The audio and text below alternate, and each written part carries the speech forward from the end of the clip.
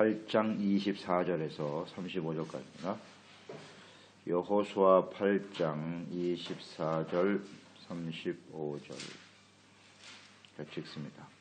이스라엘이 자기들을 광야로 추격하던 모든 아이 주민을 들여서 죽이되 그들 다 칼날에 엎드려지게 하여 진멸하기를 마치고 온 이스라엘이 아이로 돌아와서 칼날로 죽이매 그날에 엎드러진 아이 사람은 남녀가 모두 12,000명이라.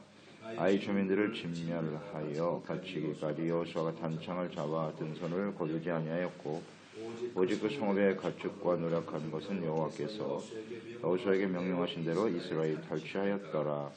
이에 여호수아가 아이를 불살라 그것으로 영원한 무더기를 만들었더니 오늘까지 황폐하였으며 그가 또 아이 왕을 저녁 때까지 나무에 달았다가 해질 때 명령하여 그의 시체를 나무에서 내려 그 성문어기에 던지고 그 위에 돌로 큰 무더기를 쌓았더니 그것이 오늘까지 있더라. 그때의 여호수아가 이스라엘의 하나님 여호와를 위하여 에발산에 한 제단을 쌓았으니 이는 여호와의 종 모세가 이스라엘 자손에게 명령한 것과 모세의 율법책에 기록된 대로 쇠 연장으로 다듬지 아니한 새 돌로 만든 제단이라.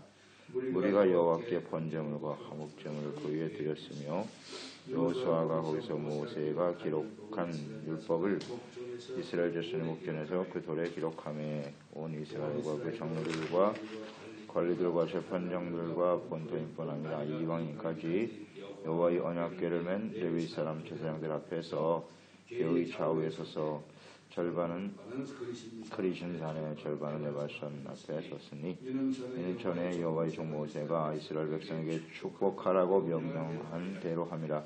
그 후에 여호수아가 율법책에 기록된 모든 것대로 축복과 저주하는 율법의 모든 말씀을 낭독하였으니 모세가 명령한 것은 여호수아가 이스라엘 온 회중과 여자들과 아이와 그들 중에 동행하는 거류민들 앞에서 낭독하지 아니한 말이 하나도 없었더라. 아멘. 분명하고 정확한 인생. 아이성에서의 실패, 이스라엘에게 큰 교훈을 주었습니다. 그들이 앞으로 계속해서 가나안 정복을 전쟁을 치러 가야 하는 데 있어서 큰 깨달음을 준 사건이었습니다.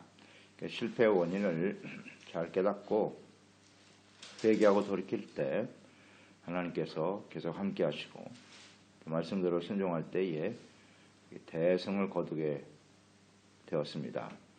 성을 진멸하고 가축과 노략물들 탈취하도록 하나님께서 하셨고요.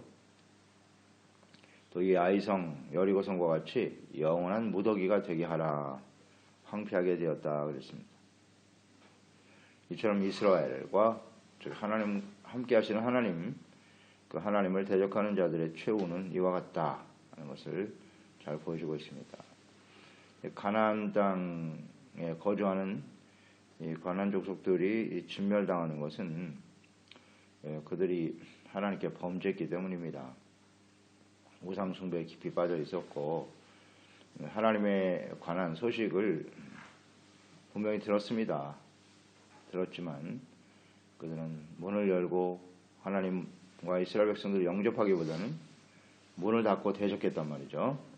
이것이 이제 그들의 멸망의 원인입니다.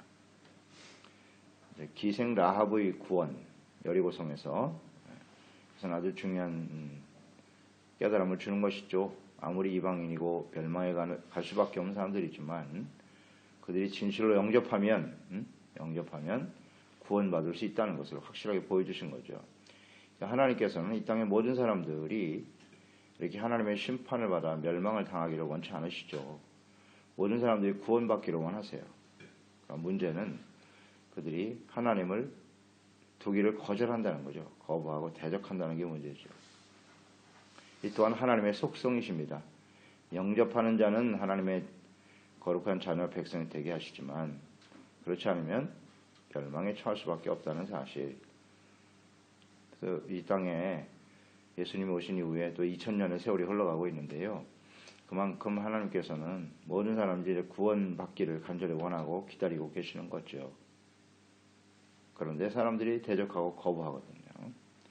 이 주어진 시간 동안 이 기회죠, 기회를 놓치지 않도록 우리는 형제와 이웃을 위해서 간절히 기도하는 것이고, 또 이 분명한 사실을 하나님이 어떤 분이신가를 우리는 전해 주어야 합니다.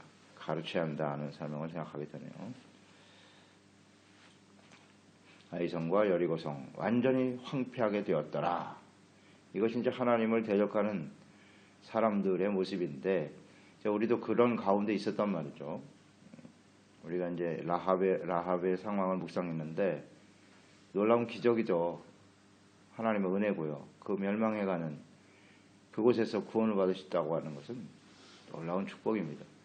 우리가 바로 그런 사람들이거든요. 이방인 중에 이방인이었던 저희들이 예수 그리스도를 영접하고 하나님 앞에 구원받아 하나님의 자녀로 살아간다고 하는 건 놀라운 축복입니다. 이걸 우리가 생각하게 되고요.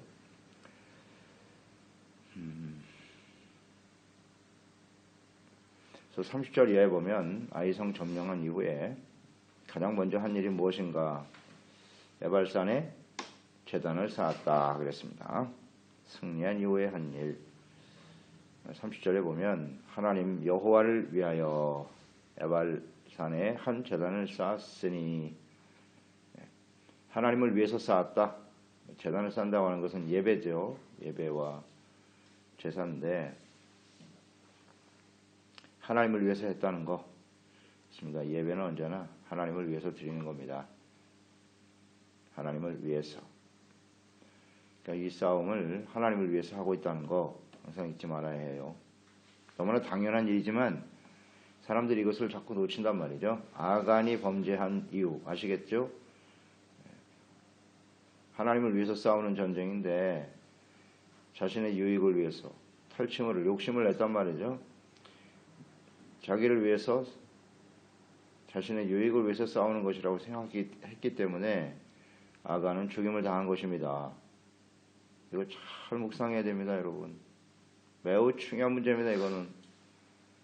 하나님을 위해서 사는 인생이 되어야지. 자기를 위해서. 우리 그리스도인 사람은 영적 전쟁이라고 했지 않습니까? 천국 가는 그날까지 계속 싸워야 이겨야 되는데 무엇을 위해서 우리가 이겨야 되느냐는 거죠. 자기를 위해서? 아간과 같은 죄를 지으면 안 돼요. 바로 그 간단한 차이예요. 이게 하나님을 위해서 싸우고 있는 거냐, 자기 자신을 위해서 싸우는 거냐. 자신의 유익만을 위해서 싸우려고 하고 살아가는 인생, 아간과 같이 된다. 잊지 말고요. 그건 자기뿐만 아니라 이렇게 모든 사람들을 절망에 떨어뜨리게 하는 거예요. 실패하게 만든단 말이에요. 그게 우리의 가족일 수도 있고 교회가 될 수도 있고, 우리 이건 눈으로 보고 있잖아요. 목도하고 있지 않습니까? 자기를 위하여, 여호와를 위하여, 하나님을 위해서 하는 것이냐. 하나님은 아시겠죠? 이건 절대 속일 수 없어요. 우리가 늘 묵상되는 바지만 하나님은 다 보고 계십니다. 우리 중심을. 진짜 하나님을 위해서 주님을 섬기고 있는 건지 자기 자신을 위해서 섬기고 있는 건지 보시면 알겠죠. 심은 대로 거두는 거죠. 하나님은 절대 속일 수 없습니다. 모세가 명한 대로 그랬어요. 에발산과 그리심산에 백성들을 세우고, 에발산에 단을 쌓았어요. 에발산은 뭐하는 산이라고 그랬죠? 저주를 선포하는 산이고, 그리심산은 축복을 선포하는 곳이다 그랬는데요. 단을 어디에 쌓았다? 에발산에 쌓았다. 왜 에발산에 쌓았을까요? 하나님이 거기서 단을 세우라고 모세를 통해서 명하셨기 때문이에요. 31절 이하에 그대로 순종하죠. 여호와의 종 모세가 이스라엘 자손에게 명령한 것과 이렇게 되어 있죠. 명령한 것, 또 모세의 율법책에 기록된 대로 새 연장으로 다듬지 아니한 새 돌로 제단을 쌓았다. 그리고 그곳에서 번제물과 화목제물을 드렸다. 여호수아가 거기서 모세가 기록한 율법을 이스라엘 자손의 목전에서 그 돌에 기록하였다 그랬습니다. 승리한 이후에 그들이 한 것은 하나님께 제단을 쌓고 예배를 드리는 일이었습니다. 승리에 도취되어서 자신들이 해야 할 일을 망각하기가 쉬운데요. 승리한 이후에 여호수아는 아주 분명하게 하나님 말씀, 모세를 통해서 주신 말씀은 곧 하나님 말씀이라고 믿는 거죠. 여호와의 종 모세가 이스라엘 자손에게 명령한 것 이렇게 되어 있잖아요. 여기 여호와의 명령이라고 써도 되죠? 이 문장을. 그렇지 않아요? 여호와의 명령이라고 써도 되는 거 아니에요? 근데 왜 모세가 이스라엘 자손에게 명령한 것이라고 기록했느냐는 거죠. 그러니까 그 여호수아 이스라엘 백성들은 모세를 통해 주신 그 명령이 하나님의 명령이라고 믿는 거죠. 이 차이를 아시겠죠? 모세가 전한 말씀은 하나님의 말씀이다. 확신하고 있는 것입니다.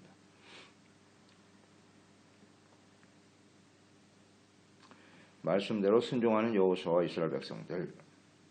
승리케 하신 하나님께 대한 감사죠. 감사합니다. 여기 보면 이제 예배의 의미가 잘 나타나 있는데요.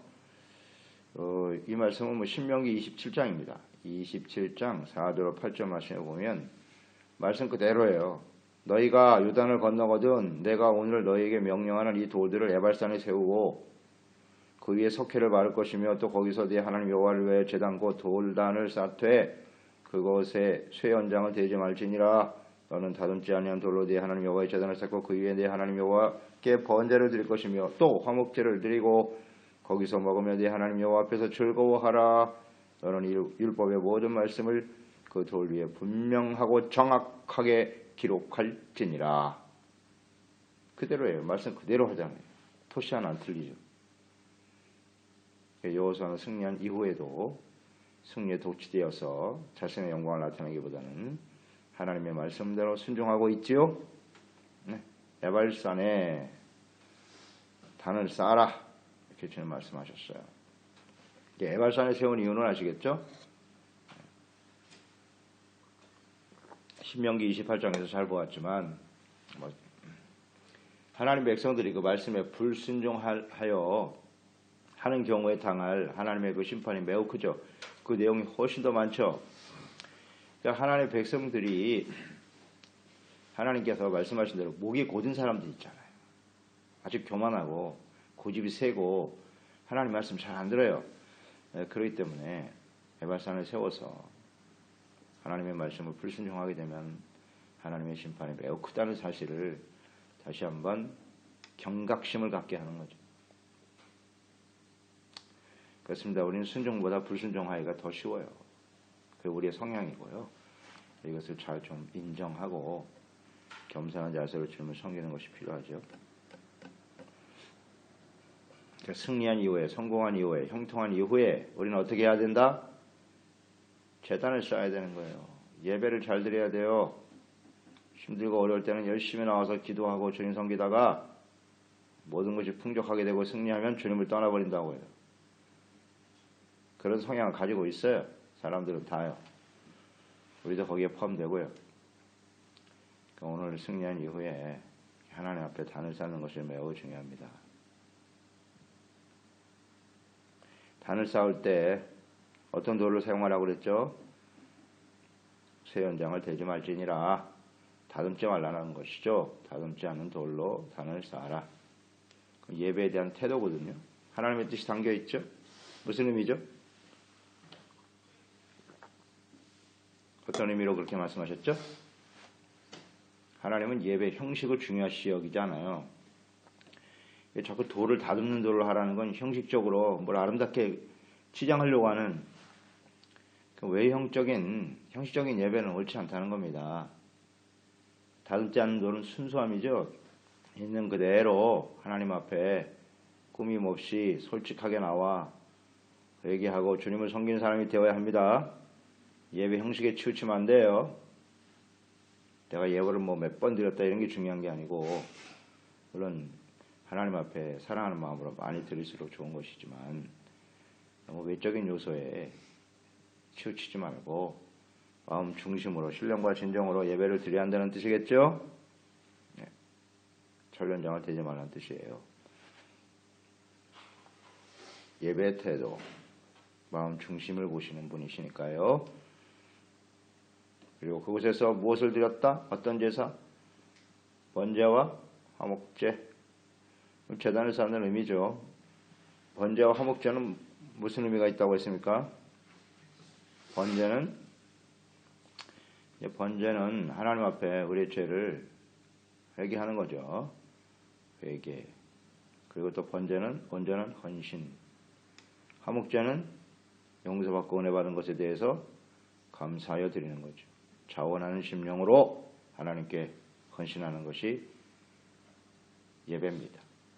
그러니까 이 승리하게 하신 것이 하나님의 은혜라는 거죠. 그 은혜를 생각하고 하나님께 감사하는 것입니다. 아이성에서 그들은 실패를 경험했고 그 다음 승리를 경험했죠. 그렇기 때문에 번제와 화목제가 의미가 있는 거예요. 하나님, 우리가 범죄함으로 인해서 실패했었죠. 우리의 죄를 사해 주시고 용서해 주신 은혜 감사드리옵나이다. 그 중심으로 하나님께 감사 제단을 쌓게 된 것입니다. 화목제는 하나님과 화목하고 또 그것을 사람과 나누는 거죠. 화목제물을 나눠 먹을 수 있게 하셨으니까 사람들과 함께 나누는 것이죠. 화목제.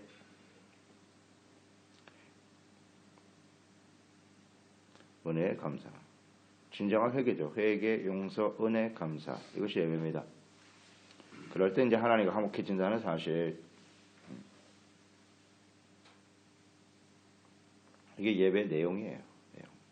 본질이에요. 본질. 이런 자세로 우리가 예배를 드리고 주님을 섬겨야 된단 말이죠.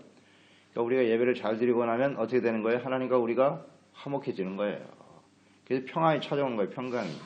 그러니까 죄가 있는 곳에 절대 평화가 없다고 그랬죠. 그러니까 하나님 앞에 용서받고 은혜 받으니까 마음의 화평이 찾아오는 거예요.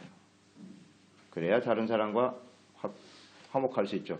화평케 하는 자는 복이 있나니 그런 사람들이 하나님의 아들들이죠. 하나님과 화목한 사람만이 화평케 하는 사람이 될 수 있나이다.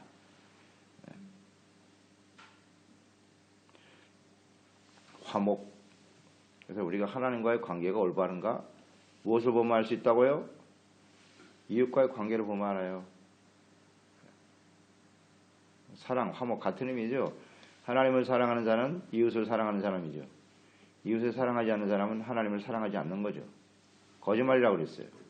눈에 보이는 형제를 사랑하지 못하면서 하나님을 사랑한다고?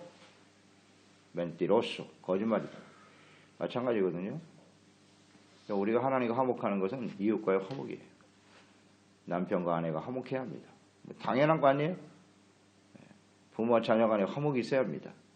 같은 우리 교회 안에 지체들 간에 화목이 있어야 돼요. 그 화목이 없으면 하나님과 화목한 거 아니에요. 스스로 속이는 거죠. 그게. 이건 아주 분명합니다. 하나님 앞에 진실한 마음으로 용서받고 은혜 받고 그 예배를 드리면 화목해지는 거 아니에요. 살면서 여러 가지 앙금이 있을 수 있고 상처와 고통이 있을 수 있지만 예배를 쫙 드리고 나면 이 모든 것이 싹 해결돼야죠. 깨끗하게. 하나님께 감사하는 마음으로 형제들 간에 화목하는 것이 맞습니다. 그 다음에 그 단위에 무엇을 했다고요? 율법의 모든 말씀을 기록했다. 분명하고 정확하게 기록하라. 그러니까 예배는 뭐가 있어야 돼요? 반드시 하나님 말씀이 있어야죠. 말씀이 없는 예배는 예배가 아닙니다. 그러니까 하나님의 말씀을 받고 이제 돌에 새겼는데 오늘날 예배는 말씀을 어디에 새겨야 돼요? 우리 신비에 새겨야죠. 이게 예배라고요. 돌에 기록한 이유가 뭐죠? 왜 돌에 기록하라고 했습니까? 변하지 말라고. 돌에 기록하면 변하지 않는다는 의미거든요. 계속 기록하여 모든 사람에게 볼 수 있도록 하는 거죠. 그래서 우리는 이스라엘 백성들이 비록 그 말씀을 돌에 기록했습니다만 그 이유 어떻게 됐습니까? 이거 잘 좀 생각하고요. 우리의 마음 신비에 하나님의 말씀을 잘 기록해야 합니다. 예배 시간에 말씀 기록하는 시간에 말씀 기록하죠. 잘 새겨야죠. 그래서 말씀을 통해서 우리의 죄를 깨닫고 회개하고 용서받고 은혜 받고 결단하는 시간이 되어야 하겠지요. 예배가 잘 나타나 있네요. 여기. 이게 예배라고. 그러니까 하나님은 그때 하나님이나 지금이나 하나님이 동일하시잖아요. 하나님 마음은 동일하시죠. 변하지 않아요. 예배입니다. 그래서 우리가 하나님께 응답받고 또 좋은 일이 계속 일어날 때 항상 하나님께 제단을 쌓고 감사하고 섬기는 저희들이 됩시다. 아멘. 정상적으로 사는 게 하나님의 은혜와 축복이라니까 이게 기적이에요. 매일같이 우리가 이렇게 살아가는 것 자체가 기적이고 하나님의 응답이라니까요. 이거 우리 알고 있죠, 여러분? 그렇기 때문에 매일 우리는 새벽을 깨우고 하나님 예배하는 거예요. 지난 어제 하루도 하나님의 은혜입니다. 이거 고백하는 겁니다. 지금까지 살아가는 모든 것이 하나님의 은혜입니다. 주여 감사합니다 하고 헌신하는 거라고요. 그게 예배잖아요. 뭐 앞으로 뭘 어떻게 해주세요.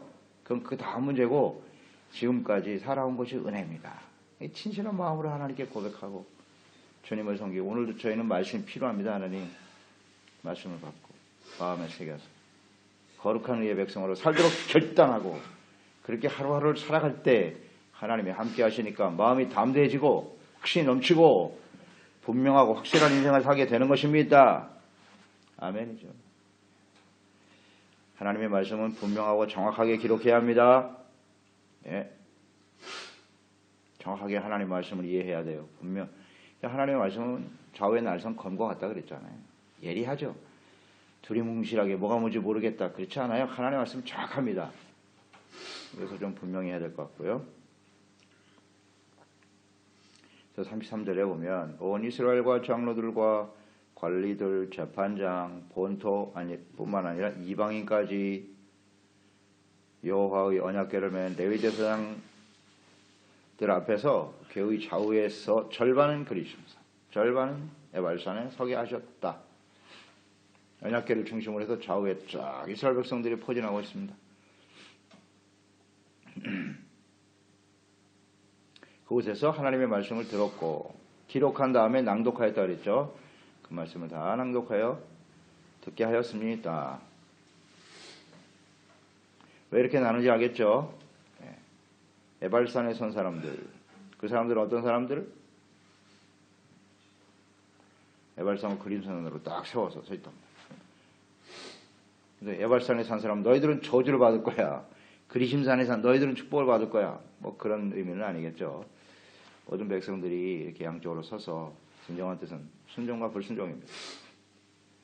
자, 하나님 지금 언약궤죠. 언약궤는 무엇인지 아시겠죠. 하나님이 거기 임재하여 계신 거예요. 하나님의 말씀입니다. 언약궤는 하나님의 말씀 앞에 서 있다는 거예요. 두 부류의 사람이 서 있다는 겁니다. 그렇죠? 하나님 말씀 앞에 주님의 말씀을 지금 듣고 있어요. 백성들이 이 말씀을 듣는 사람들은 두 부류의 사람이 있다. 에발산, 이것은 불순종이죠. 하나님의 말씀을 듣고 불순종하는 사람들이 있고 하나님의 말씀을 듣고 순종하는 사람들이 있다. 아주 간단해요. 우리가 뭐 인생이 복잡한 것 같아도 하나님 말씀 앞에 서면요. 예 아니면 아니옵니다. 아주 분명해요. 아주 명확한 것입니다.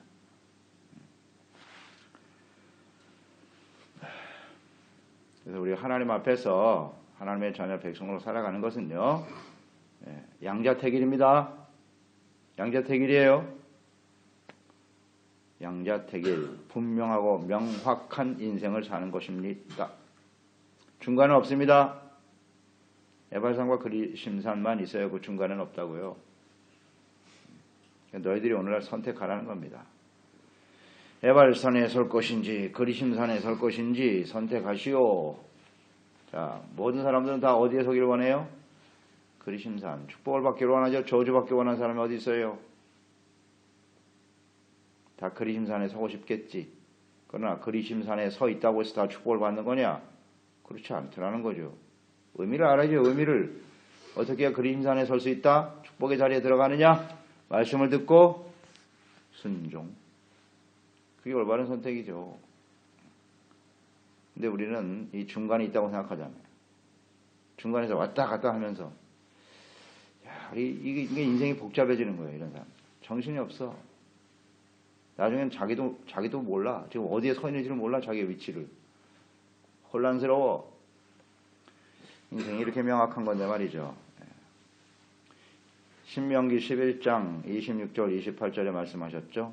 내가 오늘 복과 저주를 너희 앞에 두나니 너희가 만일 내가 오늘 너희에게 명하는 너희의 하나님 여호와의 명령을 들으면 복이 될 것이고 너희가 만일 내가 오늘 너희에게 명령하는 도에서 돌이켜 떠나 너희 하나님 여호와의 명령을 듣지 아니하고 본래 알지 못하던 다른 신들을 따르면 저주를 받으리라.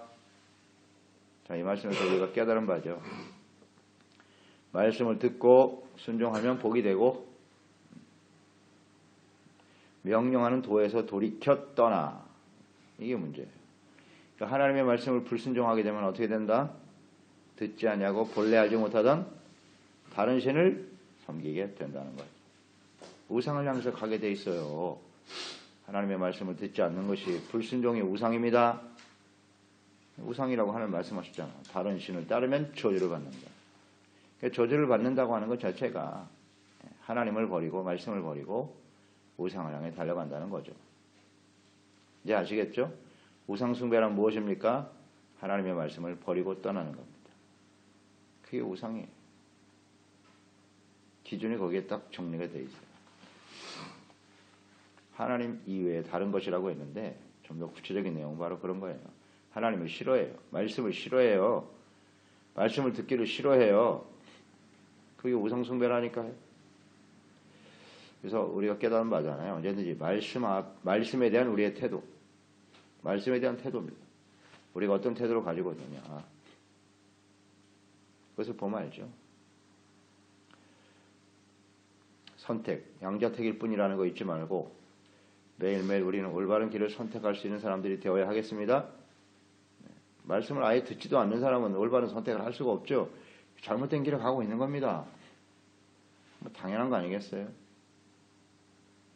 그러니까 말씀을 듣는 일, 묵상하는 일이 얼마나 중요한지 우리 인생을 올바르게 살고 하나님이 주시는 은혜와 축복 가운데 살려면 당연히 하나님 말씀에 귀를 기울여야죠. 자신의 위치를 확인해야죠. 양자택일이에요. 그게 명확한 인생입니다. 아주 정확해요.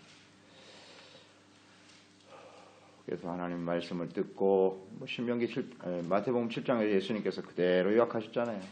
말씀을 듣고 지켜 행하는 자는 지혜로운 사람이고 그렇지 않은 사람은 어리석은 자인데 반석 위에 집을 짓는 자요 또 한 사람은 모래 위에 집을 짓는 자와 같은 것이다.